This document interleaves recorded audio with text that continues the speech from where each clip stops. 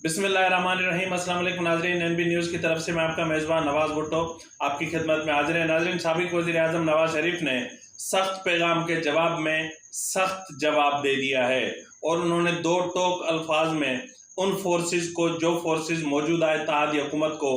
Destabilise करना चाहती हैं, उन्हें साफ तौर पर कह दिया है कि जो करना है कर ले। और इसके अलावा मजीद क्या कहा है, इस पर भी आपसे तफसीली बातचीत होगी। और नाज़रीन, हम आपको ये भी आज बताएंगे कि पीटीआई के वो कौन से ख़ास लोग हैं जो इस्टेब्लिशमेंट से,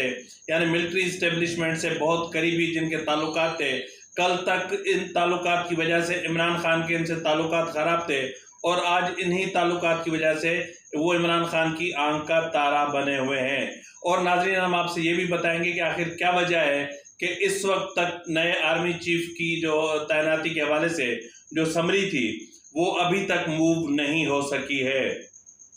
और नाज़रीन, क्या इस वक्त ज़रूरत है कि एक मरतबा फिर chief of army staff general Qamar Javed Bajwa को तो एक लाउड एंड क्लियर मैसेज देना चाहिए कि उन्हें एक्सटेंशन चाहिए या नहीं चाहिए। और इसके अलावा नवाज शरीफ, आसिफ जरदारी, मौलाना फजल रहमान और दीगर इत्तेहादी जमातों के कायदीन के दरमियान जो मुशावरत हुई है उसमें कौन से उमूर तय पाए हैं। और नाजरीन, सबसे बड़ी और सबसे अहम बात कि पाक फौज और रेंजर्स ने जो अपना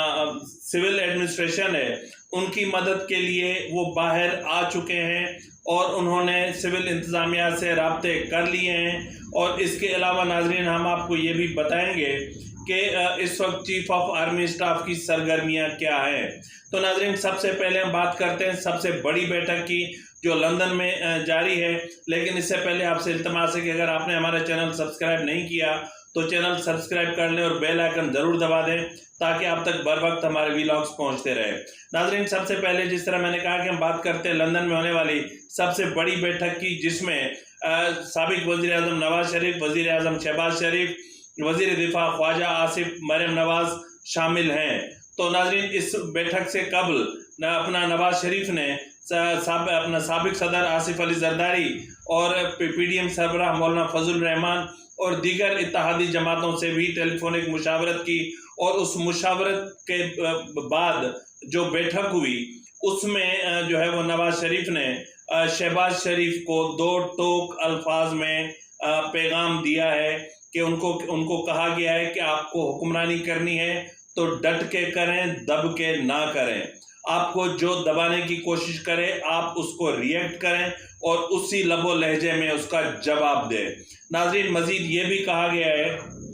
कि असूलों से दस्तबरदार कभी नहीं होना और सियासत असूलों के बुनियाद पर करना, हुक्मरानी असूलों के बुनियाद पर करना। और सिस्टम जाता है तो जाए, लेकिन असूलों पर सौदेबाजी कभी मत करना। और मावराए आइन जो है वो कोई भी कदम नहीं उठाना है, चाहे उसकी कीमत हमें कोई भी क्यों ना चुकानी पड़े। और हम कंप्रोमाइज़ की सियासत नहीं करेंगे।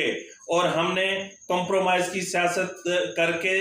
और उसके जो नुकसानात हैं वो हम बुरी तरह उठा चुके हैं। और जो मावराए आइन इक़दामात थे उसमें हमने दब के जितने नुकसानात उठाए हैं वो भी हमारे सामने हैं। नाज़रीन, वाज़ेह तौर पर कहा गया कि जब हुकूमत जब नो कॉन्फिडेंस मोशन मूव किया जा रहा था और हुकूमत के हवाले से, हुकूमत की तश्कील के हवाले से बातचीत की जा रही थी, तो उस वक्त हमने इस्टेब्लिशमेंट को दो टोक अल्फाज में कहा था कि हम ये गंद इमरान खान का नहीं है, ये गंद इस्टेब्लिशमेंट का है। और ये क्योंकि इमरान खान को इस्टेब्लिशमेंट अपने कंधों पर उठाकर लाई थी, तो हम इस गंद को साफ करने के लिए अपनी जो हमारी सियासी साख है हम उसको भी दाव पर लगाएं। लेकिन कल को अगर इस्टेब्लिशमेंट का मूड चेंज हो जाए तो फिर हम क्या करेंगे। तो नाज़रीन, आज इस वक्त जो इस्टेब्लिशमेंट का बिहेवियर चेंज होता महसूस हो रहा है और मूड चेंज होता दिखाई दे रहा है। एक तरफ तो इस्टेब्लिशमेंट कहती है कि उनका सियासत से कोई ताल्लुक नहीं है और फौज सियासत से अलग हो चुकी है, तो दूसरी तरफ वो सियासत में घुसे जा रहे हैं और खुद तो नहीं, अलबत्ता दूसरे लोगों की मार्फत वो नवाज शरीफ और शहबाज शरीफ पर दबाव बढ़ाने की कोशिश कर रहे हैं کہ کسی طریقے سے جو اب موجودہ آرمی چیف ہیں جنرل قمر جاوید باجوہ اس کو ایکسٹینشن دیا جائے اور نئے آرمی چیف کا تقرر جو ہے وہ 6 ماہ تک مؤخر کیا جائے اور 6 ماہ تک اسمبلیوں کو تحلیل رکھا جائے اور ایک کیئر ٹیکر سیٹ اپ تشکیل دیا جائے۔ یہ حیران کن بات ہے کہ 6 ماہ کے لیے کیئر ٹیکر سیٹ اپ جو کبھی نہیں ہوا، کیونکہ according to the constitution caretaker setup only for the 90 days ہوتا ہے، اس کا کام انتخابات کروانا ہوتا ہے اور کیئر ٹیکر سیٹ اپ کبھی بڑے فیصلے کرنے کا جو ہے وہ اس کو اختیار نہیں ہوتا۔ تو ناظرین، نواز شریف نے 2 ٹوک الفاظ میں کہا کہ ہم گند بھی اٹھائیں، اپنی سیاسی ساکھ کو بھی نقصان پہنچائیں اور پھر اس کا فائدہ اگر اسٹیبلشمنٹ عمران خان کو پہنچانا چاہتی ہے تو پھر یہ بہت تکلیف کی بات ہے اور ایسا ہرگز نہیں ہونے دیا جائے گا۔ جو عمران خان سے ڈر رہے ہیں وہ عمران خان سے ڈرتے رہیں، جو عمران خان سے گھبرا رہے ہیں وہ عمران خان سے گھبراتے رہیں۔ عمران خان کو آ کر اسلام آباد کا گھیراؤ کرنا ہے تو کرنے دیں، آپ وہ راستہ اختیار کریں جو آپ کو آئین اجازت دے رہا ہے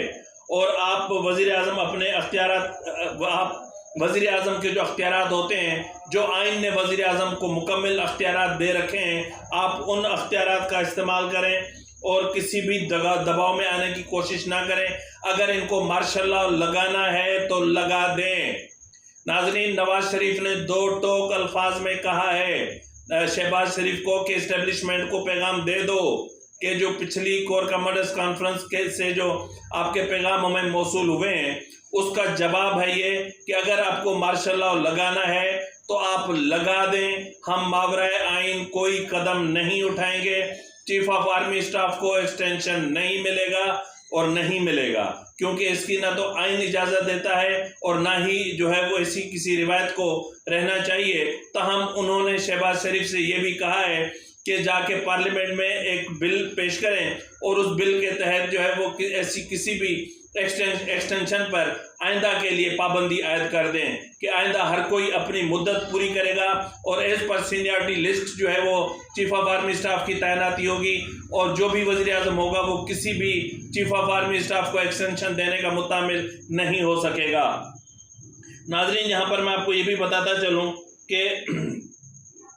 انہوں نے کہا ہے، سابق وزیر اعظم نواز شریف نے شہباز شریف سے کہا ہے کہ کسی کی کوئی بھی غیر آئینی بات نہیں مانی جائے گی اور انتخابات اپنی مدت پر ہوں گے اور پارلیمنٹ اپنی آئینی مدت پوری کرے گی اور اگر کسی کو صدارتی نظام نافذ کرنا ہے تو کر لے، کسی کو مارشل لاء لگانا ہے تو لگا دے۔ ہم صدارتی نظام کا بھی سامنا کرنے کے لیے تیار ہیں، ہم مارشل لاء کا بھی سامنا کرنے کے لیے تیار ہیں۔ اس وقت تک ہمیں جتنا نقصان ہو چکا ہے سو ہو چکا، اس کے بعد اب مزید نقصان ہم برداشت نہیں کریں گے۔ تو ناظرین، اس سے ہٹ کر اگر ہم بات کریں تو جو ہے وہ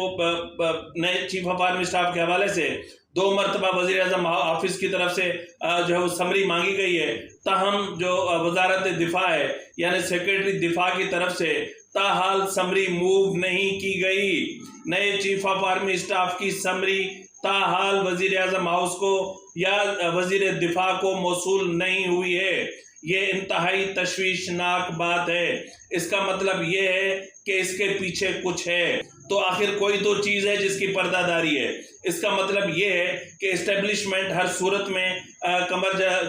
chief of army staff general Qamar Javed Bajwa کو ایکسٹینشن دینا چاہتی ہے اور جنرل قمر جاوید باجوہ انکار کے باوجود اس چیز کے خواہاں ہیں کہ انہیں ایک ایکسٹینشن اور مل جائے۔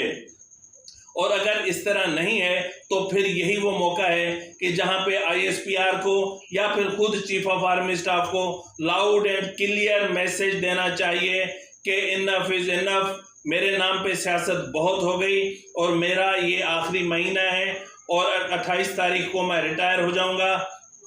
اور بات ختم اور مجھے ایکسٹینشن نہیں چاہیے اور فوج سیاست سے الگ ہو چکی۔ اور اگر فوج سیاست سے الگ ہو چکی تو پھر مشترکہ دوستوں کے ذریعے جو دباؤ ڈلوا رہے ہیں وہ کون ہیں، ان کو بھی بے نقاب ہونا چاہیے۔ ناظرین، میں اس وقت کی آپ کو بات بتاتا چلوں کہ اس وقت آرمی چیف سیالکوٹ اور منگلا گیریزن کا دورہ کر رہے ہیں اور یہ وہاں پہ ان کی الوداعی ملاقاتیں ہیں۔ اس کے علاوہ ناظرین، میں آپ کو یہ بھی بتاتا چلوں کہ آج جو ہے وہ اسلام آباد میں سیکٹر کمانڈر اسلام آباد بریگیڈیئر شہریار لودھی نے CPO اسلام آباد یعنی سینٹرل پولیس آفس اسلام آباد کا دورہ کیا ہے، اور جبکہ DG Rangers Punjab major general Muhammad Qaddafi نے بھی IG اسلام آباد سے ملاقات کی ہے، اور اس ملاقات میں امن و امان کی صورتحال اور جو اسلام آباد کا گھیراؤ کرنے کی جو کیا جا رہا ہے یا جاری ہے اس کے حوالے سے تفصیلی بات چیت ہوئی ہے، اور اس کے حوالے سے لائے عمل کو حتمی شکل دی جا رہی ہے، اور ان کو آخری پیغام آج پھر دیا گیا ہے کہ شام تک یہ دھرنے احتجاج ختم کر دیں اور راستے کلیئر کر دیں، بصورت دیگر پھر قانون اپنی حرکت میں آئے گا اور قانون اپنا راستہ خود بنائے گا۔ ناظرین، جس طرح میں نے پہلے کہا کہ کل تک 3 لوگ اسٹیبلشمنٹ سے ان کے قریبی تعلقات ہونے کی وجہ سے عمران خان کی آنکھ کا کانٹا بنے ہوئے تھے، لیکن آج وہی 3 لوگ عمران خان کی آنکھ کا تارا بنے ہوئے، جن میں سابق وزیر دفاع پرویز خٹک اور سابق وزیر خارجہ شاہ محمود قریشی اور سابق وفاقی وزیر اسد عمر شامل ہیں۔ تو کل تک ان کا تعلق تھا اسٹیبلشمنٹ سے، اور آج بھی اس وقت بھی جب یہ صورتحال بگڑ رہی تھی اور اسٹیبلشمنٹ سے کچھ نہ کچھ تعلقات بہتر تھے، تب بھی یہ جا کے خود کو عمران خان کا متبادل کر کے پیش کرتے تھے، اور آج بھی وہ متبادل کے طور پر کنٹینر پر کھڑے ہوئے اور عمران خان زمان پارک لاہور میں بیٹھا ہوا ہے۔ تو اس کا مطلب یہ ہوا کہ یعنی جو -1 فارمولہ ہے وہ ایکٹیویٹ ہو چکا، اور آج سے -1 فارمولے نے کام کرنا شروع کر دیا ہے۔ تو ناظرین، اس کے علاوہ میں آپ سے ایک چیز اور بھی کہتا چلوں کہ اس وقت جو صورتحال ہے وہ انتہائی کشیدہ ہے، اور ملک کی سیاسی صورتحال کو نقصان پہنچانے کی کوشش کی جا رہی ہے، اور اس وقت ایک مرتبہ پھر وزیر آباد سے لانگ مارچ کا آغاز ہو چکا ہے، اور عمران خان اپنا قوم سے خطاب فرما چکے ہیں، اور اس خطاب میں انہوں نے وہی کتاب کی وہی رٹی ہوئی وہی میاں مٹھو والی باتیں شروع کی، اور شروع سے آخر تک وہی پرانا خطاب تھا، کہنے کے لیے کچھ نہیں تھا۔ تاہم جو ہے وہ یہ ایک نئی بات تھی کہ وہ کون تھا جو اس وقت جو ہے وہ کنٹرول روم میں موجود تھا، وہ کون تھا؟ تو بھائی وہ کون تھا وہ تمہیں پتا، اور عوام کو کم سے کم اس وقت جان بخشی کر دیں، اور عوام کے لیے اتنا عذاب مت پیدا کریں۔ اور آپ کو بہرحال مجھے یہ چیز نہیں کہنی چاہیے، لیکن آپ نے یہ چیزیں کر کے، راستے بند کر کے، عوام کے لیے مشکلات کھڑی کر کے آپ نے اپنی مقبولیت اور ووٹ بینک پہ لات ماری ہے۔ اسی کے ساتھ ہی اپنے میزبان نواز بھٹو کو اجازت دیجیے۔ اللہ حافظ۔